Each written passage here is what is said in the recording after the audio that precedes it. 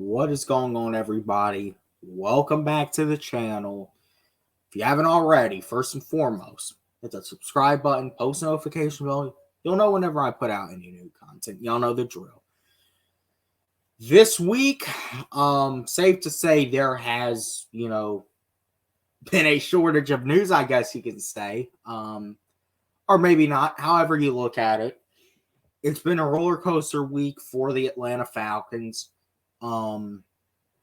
From what happened last Sunday in Tennessee, how we got beat, the defense letting us down, the offensive line, and obviously the biggest thing, seeing both Desmond Ridder and Taylor Heinicke play. Since then, we have heard that Grady Jarrett, the heart and soul of this team, is out for the year with a torn ACL. And obviously the big news handed down Wednesday, Taylor Heinicke, the man you see on the screen, it's not Desmond Ridder. It is Taylor Heinicke. We'll be starting this week. Now, after all that, we now sit under 48 hours until kickoff, where the Atlanta Falcons, 4-4, a place that they are at for the third straight year. Fourth time in 6 years, actually, if you think about it. But third straight year, are now at a crossroads. And we welcome the 4-4 Minnesota Vikings into town, but not with Kirk Cousins, with a rookie starting by the name of Jaron Hall. So there's a lot to talk about in this game. This is definitely, one of, because there's so much around it. It's, tough to just put it all in this preview video. There's so many thoughts you can have. Without further ado, let's just get right into it. Let's just talk about where these two teams stand. Falcons, 4-4, tied with the Saints atop the NFC South, but we have the tiebreaker because we have the better division record. So, as of this moment, we do lead the New Orleans Saints in that position, even though we are both tied atop the NFC South at 4-4. Tampa Bay, half game back at 3-4. And the Carolina Panthers got their first win last week, 1-6. So they're starting to grow up in Carolina. Look over at the Vikings side. They are in firm second place in the NFC North. Detroit, we all know they're winning that division. Detroit, talk about how resilient they've been this year. The Green Bay Packers and Chicago Bears. Green Bay, it's not a spot they're familiar in being in. And Chicago, they're used to the basement of that division. But the Vikings in firm second place. Now, going to the injury report. Obviously, the big two injuries coming from last week. Grady Jarrett is out for the season, torn ACL with the Falcons. And Kirk Cousins is out for the season with a torn Achilles for Minnesota. But looking at this injury report, as far as the Falcons go, we're pretty beaten up. Talk about 2 weeks ago. I mean, this wasn't even a concern for us now. I mean, we're pretty beaten up heading into this game. Tay Davis, the linebacker, full participation. So looks like he should be good to go, which, talking about special teams, obviously not the return game, but special teams has to step it up. Mike Hughes, shoulder, limited participation. You hate to wish an injury on anyone, but after what he did last week with some of those punts, because I do want to say it was him who made those stupid decisions to take those punts and try to return them inside the 5-10 yard line. That's unacceptable. Now, we got some guys already confirmed out. Keith Smith, our fullback, maybe the best blocking fullback in football, is out with a concussion. So we're probably going to have a practice squad elevation. I think we have that. I don't know how to say his name. Clint. So we'll probably end up bringing him up at fullback if he's still in our practice squad. The big story for us, biggest name for either team, Drake London. He will not be playing with the groin injury. It sucks. This is the first game he's missed in his career. Drake has, I got to be honest, man, Drake with how he goes 200% for every ball. I mean, he literally suffered the groin injury going for a ball to make a catch. Is quickly turning into one of my favorite Falcons. Maybe he is my favorite Falcon on the team right now. Even though I only care about winning.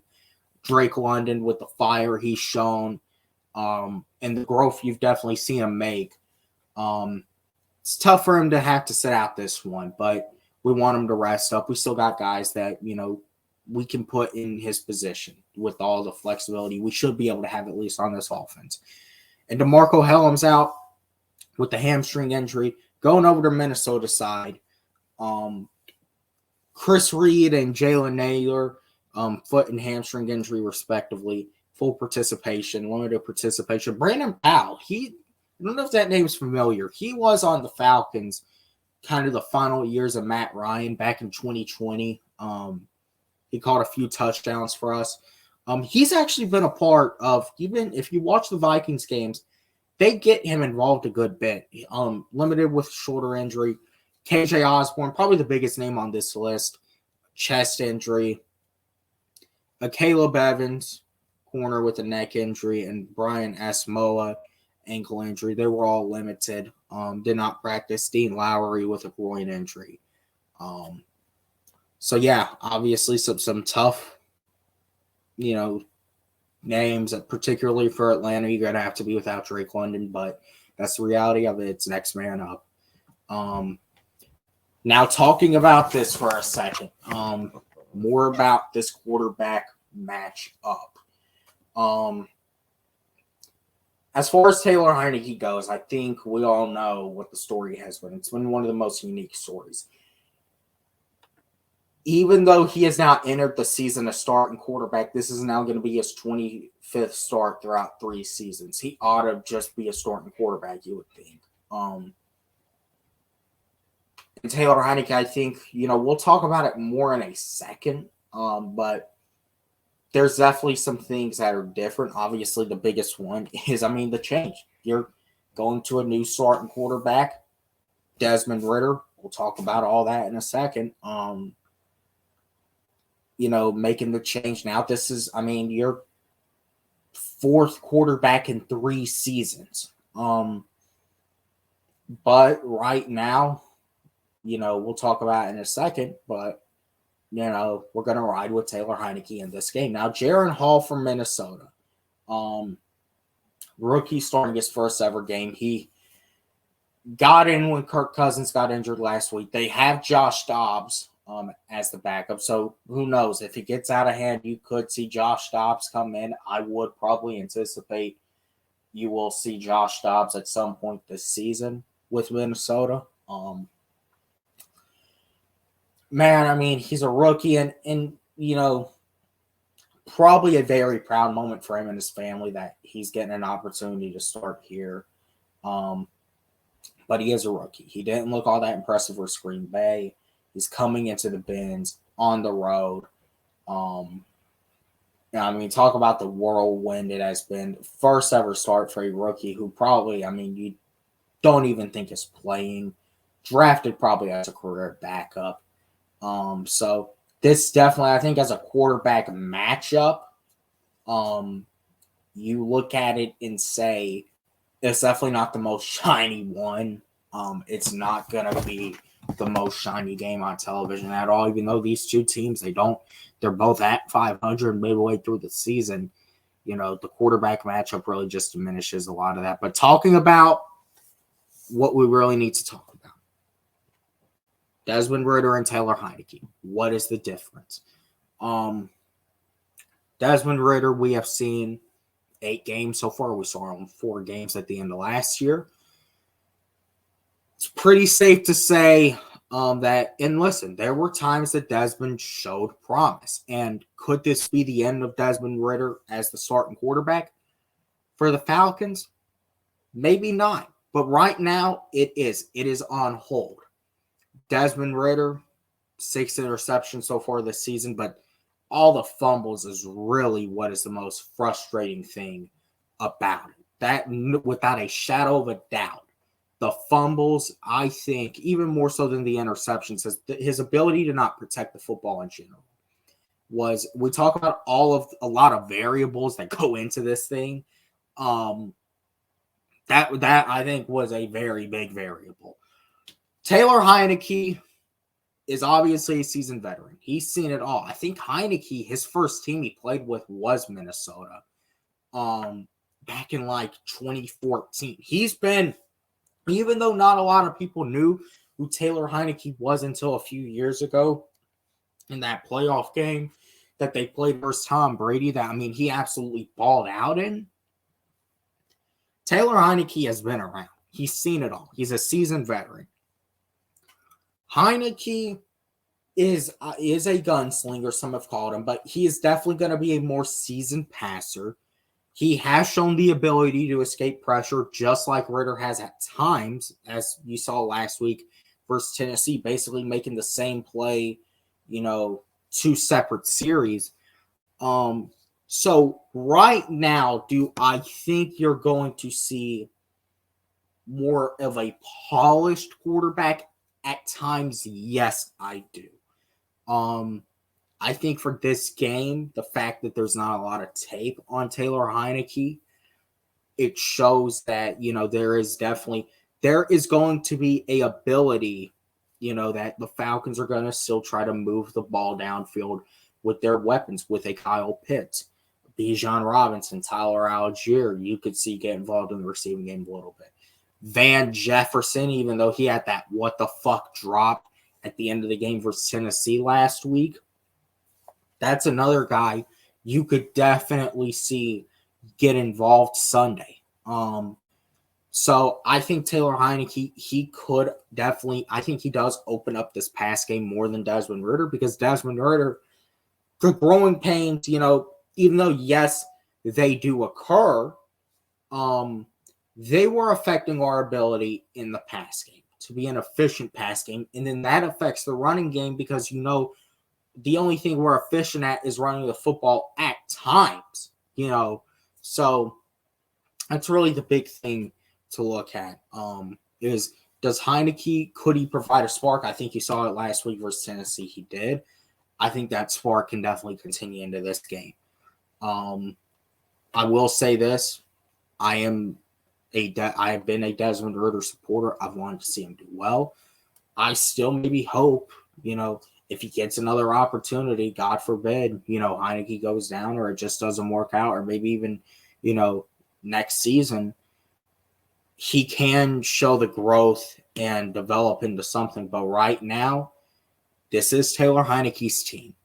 Ridder has been benched. Heinicke is the quarterback until further notice.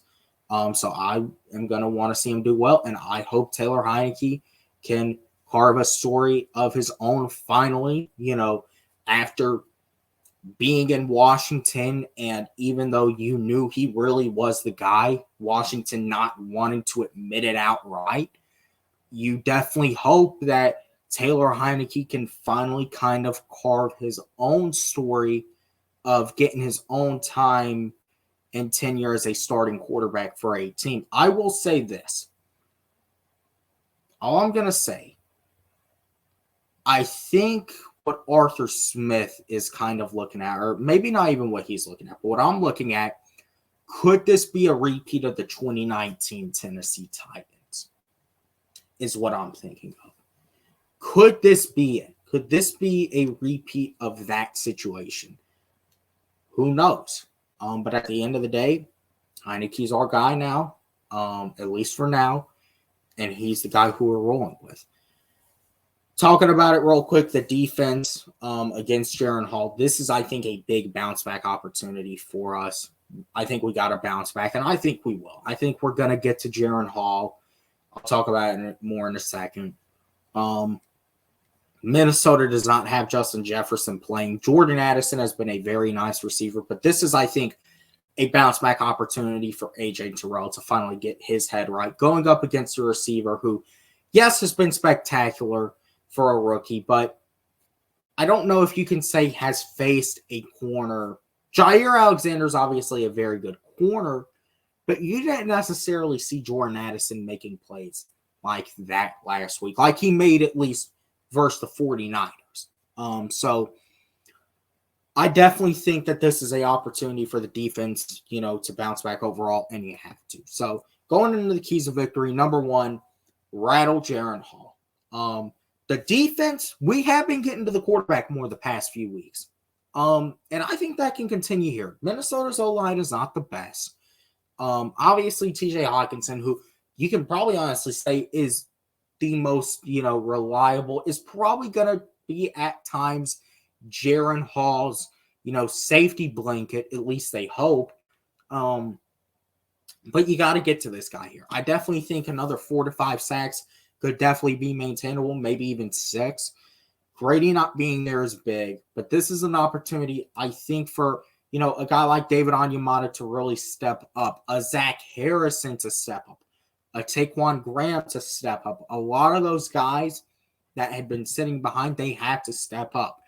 But Dupree doing work off the edge. Same with Ebiketie and Lorenzo. I think this is a great opportunity to rattle a young rookie coming into the bins, but it has to be done, and I think it definitely can be done. And we're going to talk about Taylor Heinicke and the ability for this offense to get it going. But in order for that to happen, the offensive line has to hold up. Let's not get it mistaken or give these guys a pass at all, because you have the highest paid guard in football, Chris Lyncham, who is still pretty damn good. But you have these two guys on his left and right, even though Lyncham hasn't had the best year in himself. Still, Lyncham has been able to hold its on, but the two guys that are next to him have been absolute trash this year. So if with Caleb McGarry, and they're going to get Danielle Hunter on his ass, that's going to obviously, that is kind of a mismatch in itself. So you're going to have Lindstrom coming in and helping McGarry on the double teams, with Danielle Hunter, because that dude alone, he can wreak havoc. He's probably going to get to Heinicke at least once Sunday. I've already accepted that. And Drew Dahlman, the low damn snaps, it's got to stop. But I think, honestly, this dude, there's no fixing it. I think this offseason, and I don't like talking about the offseason, but I'm going to go ahead and say this offseason, you're probably going to have a new center, and you might move off from Caleb McGarry, because I think you can get out of the contract after this year. But you're definitely going to need a new center this offseason. But right now, we have what we have, and we just got to hope for the best, man. And as far as Heinicke does go, seize your moment. Take your opportunity. Carve out your own story, finally, that can go more than just 7 or 8 games. But do your job also, which is to just get the ball to the receivers. Do not do anything stupid. Do not look like what Desmond Ridder at times looked like, which is still really a rookie learning his way. Obviously, Taylor Heinicke, he is a gunslinger, but he also has a lot of turnover-worthy plays. That's just the way he plays. But you can't get in over your head Sunday. When the check down is there with Bijan or Tyler, or you have Kyle Pitts or Van Jefferson on a short route, just take it. Take your shots here and there, but overall, when something is open, just take it. However, with that being said, final predictions. This is a game I think we are going to win. If we don't win this game, then, I've been saying it. There's going to be a lot of questions to ask. But I do think this is a game we're going to win. I think as far as the offensive side goes, this seems like a big Bijan Robinson game through and through. It seems like a game where I do think you're going to see Heinicke be more efficient with the pass game, and I think you're going to see him you might see him take some shots downfield here and there, but I think you're also going to see a lot of stuff 10 yards over the middle, short slant routes, and that's going to allow Bijan those lanes are going to open up more easily, because then the defense has to account that Heinicke could be going downfield. So that's going to allow more lanes to open up for Bijan Robinson, and obviously still going to get him involved in the pass game. Algier will also be involved as well. Defensive side goes, A.J. Terrell. As I said, I think this is a big bounce back opportunity for him after having a rough past few weeks. But with that being said, Sunday has to be a win. It has to be a win. Heinicke, go ahead, seize your moment, man. But with that being said, I'll be at the Bin Sunday. It's time to go get this win. I'll be back Sunday evening for the weekly, review of the game. And until then, see you guys in the next one.